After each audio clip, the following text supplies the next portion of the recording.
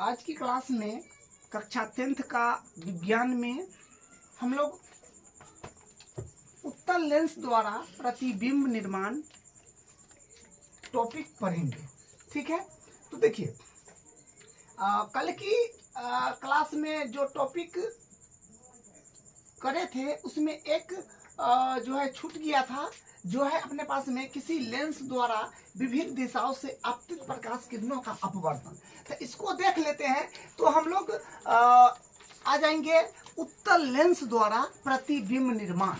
ठीक है, तो देखिए यहाँ पर हम मुख्य तीन प्रकाश की किरणें लेंगे और उसको हम लोग तीन केस बनाएंगे और उतना ही में अपना ये वाला जो है ये काम बन जाएगा। ठीक है, तो देखिए सबसे पहले यहाँ पर ये उत्तल लेंस है, तो उत्तल लेंस बनाना है आपको और ये जो है ये मुख्य अक्ष है, तो मुख्य अक्ष के समांतर हम प्रकाश किरण को भेजेंगे। ठीक है, पहला केस में क्या करेंगे, मुख्य अक्ष के समांतर प्रकाश किरण को भेजेंगे तो ये फोकस की एक बिंदु से होकर के गुजर जाएगा। ठीक है, जो आप कल की क्लास में देखे थे उत्तल लेंस में और प्रकाश की किरण को भेजते हैं तो एकत्रित हो जाता है। ठीक है, तो वही बात है, यहाँ पर मुख्य अक्ष के समांतर प्रकाश किरण को भेजे हैं तो फोकस के एक बिंदु से होकर गुजर गया है। उसी प्रकार अवतल लेंस के साथ करेंगे तो ये आपका मुख्य अक्ष हुआ, तो मुख्य अक्ष के समांतर हम प्रकाश की किरण को भेज रहे हैं तो ये क्या हो रहा है कि ये दूर जा रहा है किरणें। देखिए ये किरणें दूर जा रहा है, जो आप कल की क्लास में देखे थे कि अवतल लेंस से प्रकाश की किरण को भेजिएगा तो एकत्रित नहीं होता है, वो दूर चला जाता है। ठीक है, तो ये दूर जा रहा है तो यहाँ से इसको अगर आप मिला देंगे यहाँ से तो यहाँ मिलेगा तो ये F1 मतलब ये फोकस से आती हुई प्रतीक होगी, लेकिन वो तो निकल रहा है दूर। ठीक है, तो ये पहला केस हो गया। ठीक है, दूसरा केस में देखिए, दूसरा केस में हम क्या करेंगे, प्रकाश की किरण को फोकस से हम भेजेंगे। ठीक है, यानी F1 जिसको फोकस बोलते हैं, तो F से हम प्रकाश की किरण को भेज रहे हैं तो ये क्या है कि मुख्य अक्ष के समांतर आ जा रहा है। ठीक है, मुख्य अक्ष के समांतर आ जा रहा है, इसका उल्टा केस है। यहाँ पर हम मुख्य अक्ष के समांतर भेजे थे तो फोकस के एक बिंदु से गुजरा था, तो यहाँ पर हम फोकस से भेज रहे हैं तो मुख्य अक्ष के समांतर आ गया। ठीक है, उसी प्रकार अवतल लेंस में करेंगे, इसको हम देखिए प्रकाश की किरण को हम यहाँ से भेज रहे हैं यूं, तो ये यूं आ जा रहा है, यूं भेजे हैं तो यूं आ जा रहा है। ठीक है, तो ये मुख्य अक्ष के समांतर आ जा रहा है तो इसी का उल्टा है। ठीक है, तो ये दूसरा केस हो गया कि अगर हम प्रकाश किरण को दूसरा में फोकस से भेजे हैं तो मुख्य अक्ष के समांतर आ जा रहा है, मतलब इसी का उल्टा है। तीसरा में देखिए, तीसरा में क्या है कि प्रकाश किरण को हम प्रकाशिक केंद्र से भेजे हैं, यानी ये जो है ये इस दर्पण का जो लेंस का ये मध्य बिंदु है, यहाँ पर ये बिंदु को हम लोग बोलते हैं प्रकाशिक केंद्र।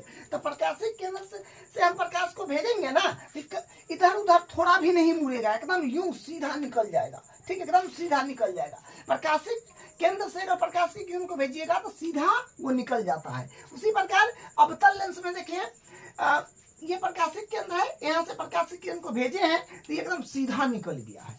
ठीक है, तो ये तीन केस था। ठीक है, तो ये तीन केस हम लोग देख लिए, तो यही टॉपिक था कि किसी लेंस द्वारा विभिन्न दिशाओं से आपतित प्रकाश किरणों का अपवर्तन। हम मुख्य तीन किरण को काम में लेकर के ये केस को देख लिए। अब हम लोग देखेंगे, अब देखिए उत्तल लेंस द्वारा प्रतिबिंब निर्माण। देखिए उत्तल लेंस द्वारा प्रतिबिंब निर्माण का 6 केस बनेगा, जो आप अवतल दर्पण में पढ़े थे।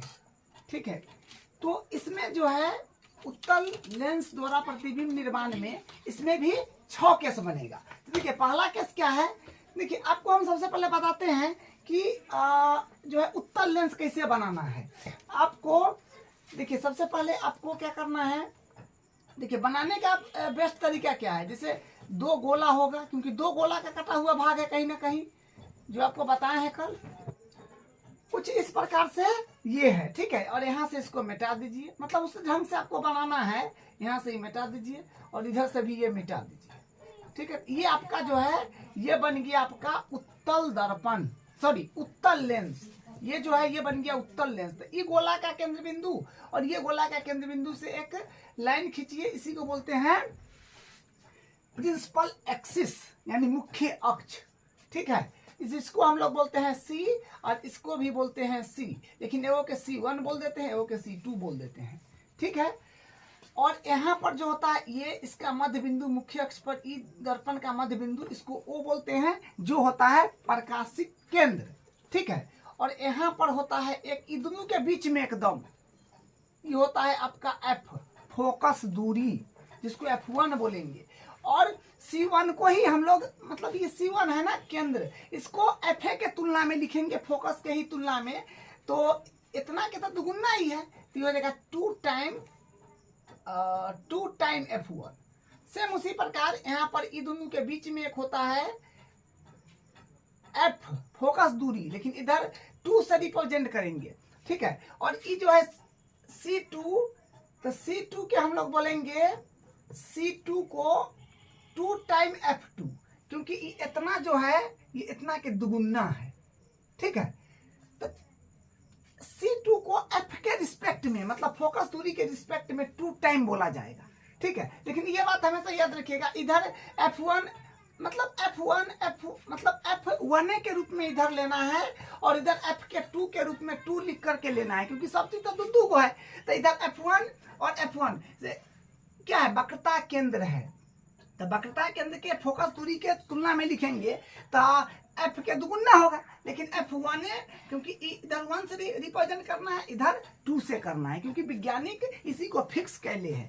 हम लोग अपना मन से इधर 1 और इधर 2 है तो इधर का बदला उधर, जैसे इधर 2 लिखा हुआ है तो इधर 2 नहीं कर सकते हैं, और इधर 2 लिखा हुआ है तो इधर 1 नहीं कर सकते हैं। जैसे यहाँ पर लिखा है इधर 1 में लेना है, इधर 2 में, तो उसी लेना है, क्योंकि दुद्दू को है तो 1 नाम दीजिएगा, तो 2 नाम दीजिएगा, तो हेरफेर नहीं होगा। ठीक है, तो मतलब कहने का मतलब एक्चुअल में ये है कि आपको बनाना ऐसे है, तो ऐसे यहाँ पर बनाइएगा। और प्रकाश की, अब ये तो बताएं कि एकदम बीच में O होता है, जिसको प्रकाशिक केंद्र बोलते हैं। ये आपका फोकस दूरी हुआ, और ये फोकस दूरी का दुगुना है, जो ये वृत्त का केंद्र है, माने वक्रता त्रिज्या हुआ लेंस का, जिसको C बोलिए, C1 या F के तुलना में लेकिन लिखना है फोकस दूरी के तुलना में, तो इसका तो दुगुना है, तो 2 टाइम लिखा जाएगा। ठीक है, उसी प्रकार इधर भी है। तो देखिए हम लोग पहला केस में क्या करेंगे, प्रकाश किरण को अनंत से भेजेंगे, तो अनंत से भेजेंगे तो ये फोकस के एक बिंदु से टकरा जाएगा। ठीक है, फोकस पर टकराएगा तो यहाँ पर इसका प्रतिबिंब बनेगा। तो क्या क्या सिचुएशन बनेगा वो यहाँ पर लिखा हुआ है, देखिए। बिंब की स्थिति अनंत पर, यानी बिंब मतलब वस्तु, वस्तु को अनंत पर रखे, तो अनंत पर रखे तो प्रकाश किरण यहाँ से ये यूं आया, फिर यहाँ से यूं गया, यहाँ टकराया, तो प्रतिबिंब यहाँ बना ना। तो बिंब की स्थिति अनंत पर रखे तो F2 पर बना कथी, प्रतिबिंब। प्रतिबिंब की स्थिति F2 पर, वही लिखा हुआ है, प्रतिबिंब की स्थिति F2 पर। प्रतिबिंब की प्रकृति देखिए, ये दर्पण से बाहर बना, बाहर दर्पण जो है ना, सॉरी दर्पण हम बार बार बोल रहे हैं, लेंस, लेंस से दूर बना। ठीक है, लेंस से दूर बना, अलग हवा में, समझे। तो दूर बनता है दर्पण, लेंस के अंदर बनेगा तब ना वहां पर नकली बनेगा, तो दूर बन गया। तो दूर बनना तो क्या हुआ कि वास्तविक, और वास्तविक के साथ गिफ्ट है, उल्टा होता है, वास्तविक तो उल्टा। ठीक है, तो प्रतिबिंब की स्थिति वास्तविक और उल्टा हो जाएगा। और प्रतिबिंब की आकार जो होगा, बिंदु आकार एकदम इतनी सी, मतलब छोटा सा बनेगा, एकदम छोटा सा बनेगा। ठीक है, तो ये पहला केस है। पहला केस क्या है कि बिंब की स्थिति अनंत पर रखिएगा तो प्रतिबिंब की स्थिति F2 पर होगा, प्रतिबिंब की प्रकृति वास्तविक में उल्टा होगा, और प्रतिबिंब की आकार जो होगा वो बिंदु आकार होगा, बहुत छोटा सा, इतना सा। ठीक है, दूसरा केस देखिए। दूसरा केस में क्या करेंगे, अभी हम वस्तु को अनंत पर रखे थे, अब हम लोग अनंत, क्योंकि अनंत और अब 2F1 के बीच रखेंगे, या कहिए वक्रता केंद्र के बीच रखेंगे।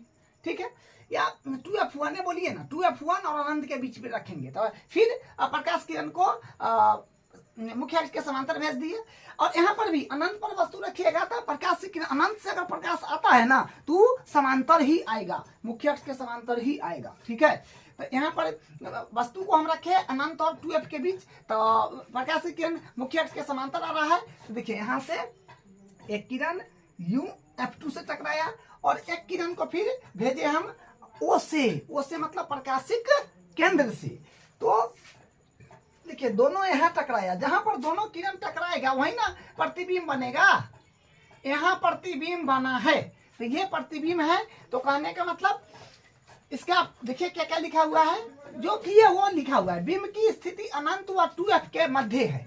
मतलब बिंब की स्थिति, बिंब मतलब वस्तु, वस्तु को हम कहा रखे हैं अनंत और 2f के बीच। तो वही लिखा है कि बिंब की स्थिति अनंत और 2f के मध्य है। तो प्रतिबिंब की स्थिति F2 व 2f2 के बीच, देखिए ना ये F2 है, ये 2f2 है, एक बीच में बनेगा। ठीक है, एक बीच में बनेगा। ठीक है, अगर पेंसिल डिवाइडर वगैरह इस्तेमाल करके आप बनाइएगा, जैसे यहाँ पर आपको बताया है, सेम उसी तरह से आपको इसको बनाना है तो एग्जैक्ट बनेगा। ठीक है, तो प्रतिबिंब की स्थिति F2 व 2f2 के बीच बनेगा, जो यहाँ पर ये दोनों के बीच में आ जाएगा।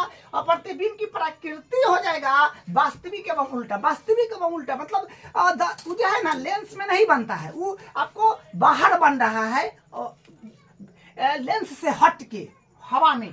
ठीक है, तो प्रतिबिंब की प्रकृति वास्तविक एवं उल्टा हो जाएगा।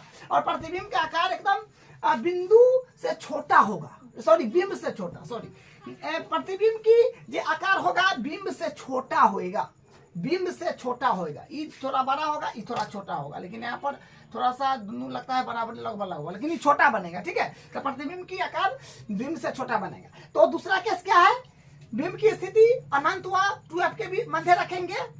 बिंब की स्थिति अनंत व 2f के मध्य मतलब अनंत और 2f के बीच रखेंगे। तो प्रतिबिंब की स्थिति F2 व 2f2 के बीच हो जाएगा। प्रतिबिंब की प्रकृति वास्तविक उल्टा हो जाएगा। प्रतिबिंब का आकार बिंदु से बिंब से छोटा हो जाएगा। ठीक है, तीसरा केस देखिए, तीसरा केस में हम लोग क्या करेंगे, अभी दूसरा केस में, पहला केस में अनंत पर रखे थे वस्तु, दूसरा केस में अनंत और 2f1 के बीच रखे थे। अब हम 2f पर रखेंगे, 2f पर रखाएगा तो 2f1 पर रखेंगे।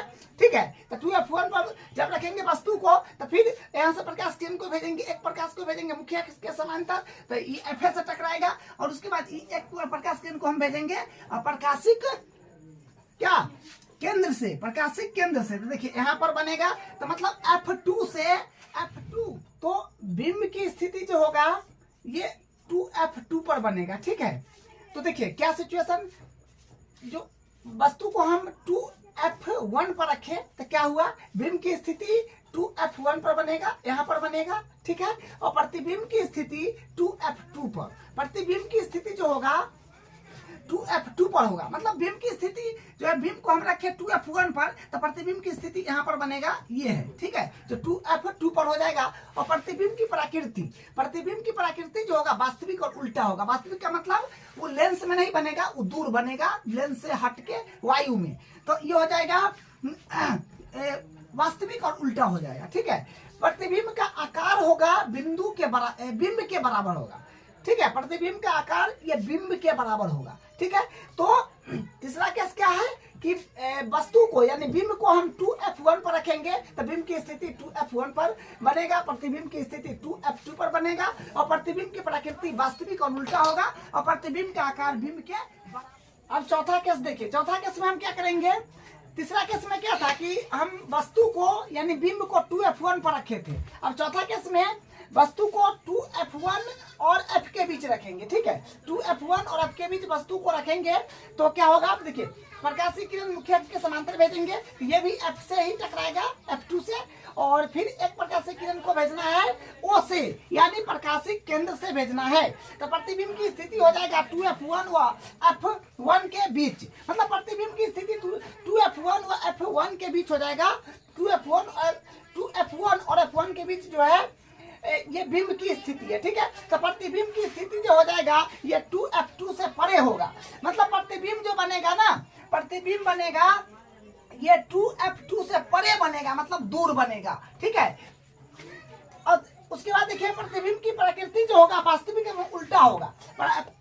प्रतिबिंब की प्रकृति कैसा होगा, तो वास्तविक और उल्टा होगा, यानी लेंस से दूर बनेगा तो वास्तविक एवं उल्टा हो जाएगा। और प्रतिबिंब का आकार मतलब प्रतिबिंब कितना वो बनेगा, तो प्रतिबिंब जो होगा बिंब से बड़ा बनेगा। ये बिंब है, इससे बड़ा ही बनेगा। ठीक है, तो चौथा केस में क्या देखे कि बिंब की स्थिति 2f1 व f के बीच, 2f1 और f के बीच रहेगा। तो प्रतिबिंब की स्थिति 2f2 से परे बनेगा और प्रतिबिंब की प्रकृति वास्तविक में उल्टा होगा और प्रतिबिंब का आकार बिंब से बड़ा हो जाएगा। ठीक है, तो इसको ये चौथा केस में।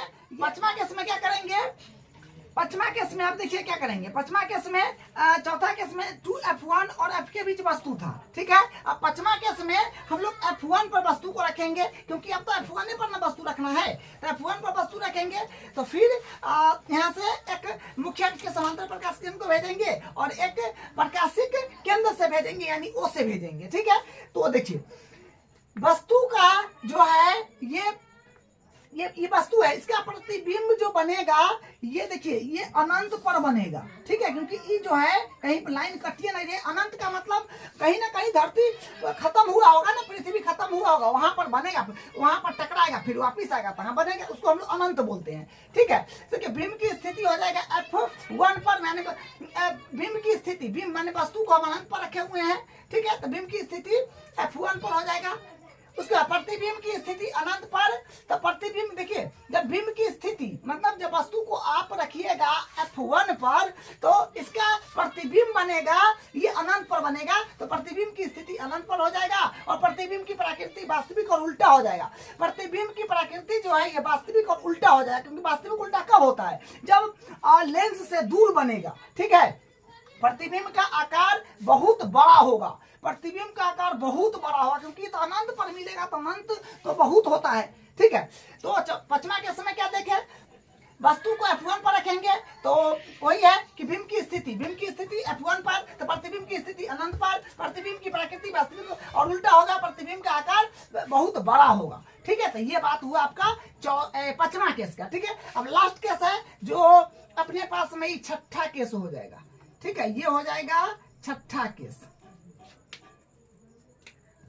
ये छठा केस हो जाएगा। ठीक है, तो छठा केस में क्या करेंगे, देखिए अब वस्तु को हम लोग रखेंगे F और O के बीच, मतलब F और O के बीच मतलब यहाँ पर। ठीक है, तो यहाँ पर वस्तु को रखेंगे और उसके बाद फिर मुख्य अक्ष के समांतर प्रकाशिक किरण को भेजेंगे, उसके बाद प्रकाशिक केंद्र से होकर प्रकाशिक किरण को भेजेंगे। तब देखिए क्या होगा, वस्तु यहाँ पर है तो प्रतिबिंब कहाँ बने, मतलब वस्तु यहाँ पर है तो प्रतिबिंब इसके पीछे बन जाएगा, पीछे। ठीक है, देखिए बिंब की स्थिति F1 व O के बीच, F1 और O के बीच है आपका वस्तु यानी बिंब। प्रतिबिंब की स्थिति जिस ओर बिंब है उसी ओर बना, जिस ओर बिंब है उसी तरह प्रतिबिंब बन के अपना पीछे। देख रहे हैं, प्रतिबिंब की प्रकृति आभासी एवं सीधा। आभासी मतलब लेंस के अंदर बन रहा है, देख रहे हैं, अंदर बन रहा है, अंदर, तो अंदर बन रहा है तो क्या होगा, आभासी होगा, माने नकली होगा, तथा सीधा होगा।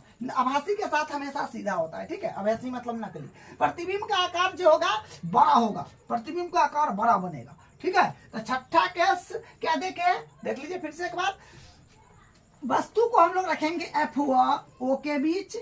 ठीक है, तो इसका प्रतिबिंब बनेगा जिस तरफ बिंब है उसी के तरफ, लेकिन बड़ा बनेगा। तो क्या लिखा हुआ है, बिंब की स्थिति F1, मतलब इसको F1 से रिप्रेजेंट किए हैं, तो F1 व O के बीच, मतलब बिंब जो है अपना ये वस्तु बिंब कहाँ है, ये है F1 और O के बीच। ठीक है, बिंब की स्थिति F1 व O के बीच है, तो प्रतिबिंब की स्थिति कन्ने बनेगा, इसका प्रतिबिंब कन्ने बनेगा, तो जिस तरफ बिंब है उससे पीछे, तो प्रतिबिंब की स्थिति जिस ओर बिंब है उसी तरफ बनेगा। और प्रतिबिंब की प्रकृति आभासी तथा सीधा बनेगा। आभासी का मतलब नकली और सीधा, आभासी के साथ गिफ्ट है जो सीधा होगा। ठीक है, प्रतिबिंब का आकार बड़ा होगा, बहुत बड़ा होगा। ठीक है, तो आज की क्लास में हम लोग उत्तल लेंस द्वारा प्रतिबिंब निर्माण देख लिए हैं। अब अगले क्लास में इसका जो अगला टॉपिक होगा उसको करेंगे।